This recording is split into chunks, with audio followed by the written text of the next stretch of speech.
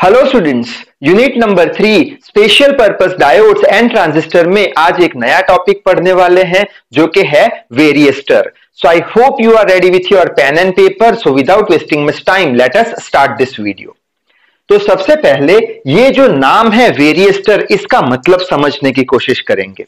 अगर ये वेरिएस्टर को हम दो पार्ट में डिवाइड करते हैं तो कैसे कर पाएंगे। यहां पे मैंने डिवाइड करके रखे हैं, variable plus resistor is equals to varistor. यानी कि ये जो वेरिएस्टर है ये एज अ वेरिएबल रेजिस्टर के तौर पे यूज किया जाता है। यानी वेरिएस्टर क्या है? एक वेरिएबल रेजिस्टर है जो रेजिस्टेंस को वैरी करा के दे देगा। ठीक है, और ये जो वेरिएस्टर है ये टू टर्मिनल डिवाइस है। जैसे कि आप यहां पे इमेज देख सकते हो, दो टर्मिनल दिए गए हैं और एक ब्लू कलर का सर्कल दिख रहा है आपको, इसे हम वेरिएस्टर बोलेंगे। ठीक है, अब यहां पे आगे आप ऐसे लिख सकते हो कि it is a two terminal semiconductor device. कैसा डिवाइस है? सेमीकंडक्टर से बना हुआ टू टर्मिनल डिवाइस है। और वो क्या करता है? That protects electrical and electronic devices from over voltage transients, surges बोलते हैं जिसे। यानी वेरिएस्टर क्या काम आता है कि जो हमारी इलेक्ट्रिकल और इलेक्ट्रॉनिक्स डिवाइसेस है, जैसे हो गया computer, laptops, TV, mobile phones, उसके अंदर जब भी कभी ओवर वोल्टेज ट्रांजिएंट्स या फिर सर्जेस आते हैं तो वो उसे आने देता नहीं है। कैसे नहीं आने देता? रेजिस्टेंस बढ़ा के या रेजिस्टेंस घटा के। ठीक है, यानी वो हमारी इलेक्ट्रॉनिक डिवाइस को सेफ्टी प्रोवाइड करता है। अब क्वेश्चन आएगा कि ओवर वोल्टेज ट्रांजिएंट्स या फिर सर्जेस यानी क्या? तो उसके लिए यहां पे मैंने एक डायग्राम बना के रखा है। ठीक है, जनरली नॉर्मली हमारे घर पे 220 वोल्ट आरएमएस वैल्यू आता है। ठीक है, ये वोल्टेज तो ठीक है, लेकिन अगर वोल्टेज का वैल्यू बड़ा कुछ ऐसे करके ऐसे आया तब तो ये जो वोल्टेज बढ़ रहा है उसे बोलते हैं वोल्टेज का ट्रांजिएंट। ठीक है, वोल्टेज ट्रांजिएंट समझ में आ गया, या फिर इसे वोल्टेज सर्ज भी बोल सकते हैं। वोल्टेज का बढ़ना that is known as voltage surge और वोल्टेज ट्रांजिएंट। उसी तरीके से ये दूसरा डायग्राम बना के रखा है। यहां पे वोल्टेज बढ़ रहा है, फिर सडनली ज्यादा कुछ टाइम के लिए ऐसे करके कुछ स्पाइक बना, यानी बहुत ज्यादा वोल्टेज बढ़ गया फिर नॉर्मल हो गया। यहां पे भी कुछ टाइम के लिए बढ़ा फिर वापस नॉर्मल हो गया। तो ये जो स्पाइक दिख रहे हैं आपको, इसे हम बोल देंगे वोल्टेज ट्रांजिएंट या वोल्टेज सर्जेस। तो ये जो हमारा वेरिएस्टर है वो हमारी जो इलेक्ट्रॉनिक डिवाइस है उसे प्रोटेक्शन देता है। किससे?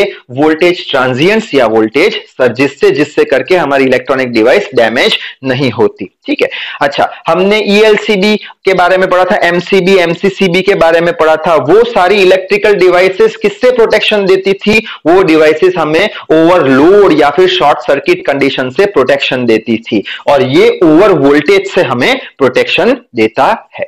ठीक है, अब आगे बढ़ते हैं।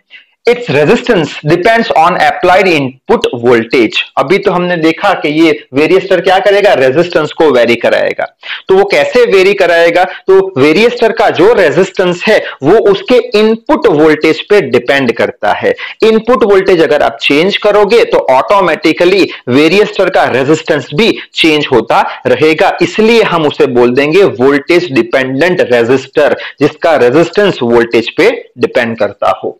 तो इस resistance depends on apply input voltage, so that it is called as voltage dependent resistor, VDR। ठीक है, it's resistance changed automatically as per the change in applied input voltage. ठीक है, अच्छा आगे बढ़ते हैं। अब ये जो वेरिएस्टर है ये ओहमिक रेजिस्टर नहीं है, it is non ohmic device. ये नॉन ओहमिक डिवाइस है, ओम्स के लॉ को फॉलो नहीं करता, ऐसे कुछ लीनियर ग्राफ नहीं आता। ठीक है, तो इसका ग्राफ कैसा आता है? इसका ग्राफ कुछ ऐसा आता है। ये ग्राफ को कैसे समझे? तो यहां पे अगर देखेंगे ये पॉइंट हमारा रेफरेंस पॉइंट हो गया। जब V का वैल्यू बहुत कम है, V का वैल्यू बहुत कम है, V का वैल्यू कम कहां पे होगा? तो V का वैल्यू कम यहां पे होगा। ठीक है, V का वैल्यू बहुत कम है तब R का वैल्यू कैसा है? बहुत ज्यादा है। ठीक है, उसी तरीके से जब V का वैल्यू बहुत ज्यादा है, V का वैल्यू ज्यादा कहां है?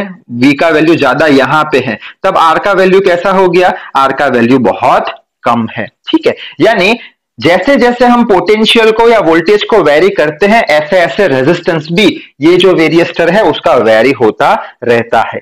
ठीक है। और ये जो वेरिएस्टर है इसे हमेशा हम पैरेलल में कनेक्ट करते हैं या फिर शंट में रखते हैं। शंट यानी क्या, पैरेलल। जैसे कि ये हो गया हमारा इनपुट वोल्टेज और ये हमारा हो गया अप्लायंसेस। ये अप्लायंसेस को ओवर वोल्टेज सर्ज कंडीशन से बचाना है, तो उसके लिए हम क्या करेंगे, ये दो टर्मिनल के पैरेलल ये हम वेरिएस्टर लगा देंगे जिसका रेजिस्टेंस चेंज होता रहेगा अकॉर्डिंग टू इनपुट वोल्टेज। ठीक है, तो यहां पे लिखा है always placed in shunt with appliance which is to be protected, जिसको प्रोटेक्ट करना है उसके पैरेलल में या शंट में हम लगा देंगे। ठीक है, अच्छा ये हो गया इंट्रोडक्शन वेरिएस्टर का। अब इसका कंस्ट्रक्शन देख लेते हैं। ठीक है, तो कंस्ट्रक्शन में कुछ ऐसी फिगर आपको एग्जाम में ड्रॉ करके आनी है। यहाँ पे क्या है, 2 टर्मिनल्स है, ये एक टर्मिनल हो गया, ये 2 टर्मिनल हो गया जिसमें से करंट फ्लो होगा as per the input voltage. ये अपना रेजिस्टेंस चेंज करता रहेगा ऑटोमेटिकली। ठीक है, ये बाहर का जो लेयर है जिसमें डॉट डॉट बना के रखे हैं इसे हम बोलेंगे एपॉक्सी सेल।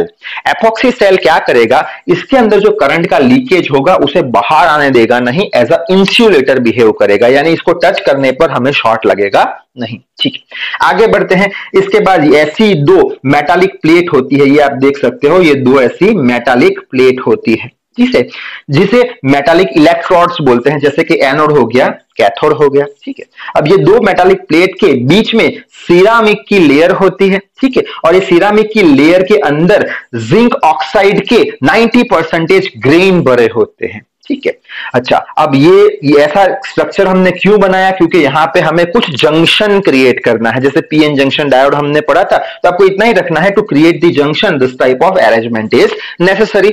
और ये जो 2 टर्मिनल है उसे बोल देंगे वायर्स कनेक्टेड टू लीड। ठीक है, तो ये हमारा हो गया कंस्ट्रक्शन। अब हम ये देखेंगे कि कैसे वोल्टेज चेंज होने पर रेजिस्टेंस चेंज होता है और कैसे वोल्टेज चेंज होने पर करंट चेंज होता है। अगर रेजिस्टेंस चेंज हुआ तो करंट भी चेंज हुआ, यानी अब हम ये वाली बात देखेंगे, ये वाली बात समझेंगे, कैसे वोल्टेज कम होगा तो रेजिस्टेंस ज्यादा होगा, करंट फ्लो होगा नहीं, और कैसे वोल्टेज ज्यादा होगा तो रेजिस्टेंस कम हो जाएगा, यानी बहुत करंट फ्लो होगा। ठीक है, तो ये डायग्राम यहां पे बना के रखा है। ये डायग्राम कौन सा है, करंट वर्सेस वोल्टेज का। यहां पे हम क्या देख सकते हैं कि अगर हमने वोल्टेज 150 तक बढ़ाया तब भी कुछ करंट फ्लो हो रहा नहीं है। कुछ करंट क्यों फ्लो नहीं हो रहा, क्योंकि 0 से लेके यहां तक ये जो हमारा वेरिएस्टर है वो कैसा रेजिस्टेंस दे रहा है, मैक्सिमम रेजिस्टेंस दे रहा है, यानी 0 से लेके 150 तक ये वेरिएस्टर एज अ इंसुलेटर बिहेव कर रहा है, जिसकी वजह से कोई करंट फ्लो हो रहा नहीं है। ठीक है, अच्छा आगे बढ़ते हैं। थोड़ा और वोल्टेज बढ़ाया तो क्या हो जाएगा, 200 पे क्या हो जाएगा, अब करंट फ्लो करना शुरू हो जाएगा। करंट फ्लो हुआ इसका मतलब क्या, रेजिस्टेंस अब कम हो चुका है, यानी कि अब ये जो वेरिएस्टर है वो एज अ कंडक्टर बिहेव करेगा। क्यों, इसका रेजिस्टेंस अब कम हो गया है। और जो वोल्टेज पे करंट फ्लो करना शुरू हो जाता है उसे हम बोल देंगे क्लैंपिंग वोल्टेज। ठीक है, यानी क्लैंपिंग वोल्टेज के पहले ये जो हमारा वेरिएस्टर है एज अ इंसुलेटर बिहेव करता है जिसका रेजिस्टेंस ज्यादा है, और क्लैंपिंग वोल्टेज के बाद ये हमारा वेरिएस्टर एज अ कंडक्टर बिहेव करता है क्योंकि उसका रेजिस्टेंस अब कम हो जाता है, करंट फ्लो हो जाता है। इसका मतलब क्या हुआ, वोल्टेज चेंज करने पर ऑटोमेटिकली वेरिएस्टर का रेजिस्टेंस भी चेंज होता रहता है, जिससे करके वो हमारी इलेक्ट्रिकल या इलेक्ट्रॉनिक डिवाइस को सेफ्टी प्रोड्यूस करता है ओवर वोल्टेज सर्ज कंडीशन से। ठीक है, अब यहां पे हम देख सकते हैं क्या कि ये करंट और वोल्टेज लीनियरली प्रोपोर्शन नहीं है, यानी ये हमारा जो ग्राफ है I वर्सेस V का वो ऐसे नहीं है। ठीक है, ऐसे होगा तो हम बोल देंगे ये ओम्स लॉ को फॉलो करता है, ओमिक रेजिस्टेंस है, यहाँ पे लीनियरली नहीं है, यहाँ पे कुछ ऐसा प्रोपोर्शन है I और V का, तो ये कैसा हो गया, हमारा वेरिएस्टर नॉन ओमिक डिवाइस हो गया। अच्छा, अब बाद में तो कुछ नहीं है, सिंपली एडवांटेजेस लिखने हैं। यहाँ पे लिख के रखे हैं डिसएडवांटेज में, इसकी कॉस्ट बहुत ज्यादा है। कहाँ यूज होता है, तो कम्युनिकेशन लाइंस में, टीवी केबल में, माइक्रो प्रोसेसर में। तो आप स्क्रीनशॉट ले लीजिए इसका। तो यहां तक आपको एग्जाम में लिख के आना है। तो इस वीडियो में बस इतना ही। So till then read hard, work hard. Thank you very much.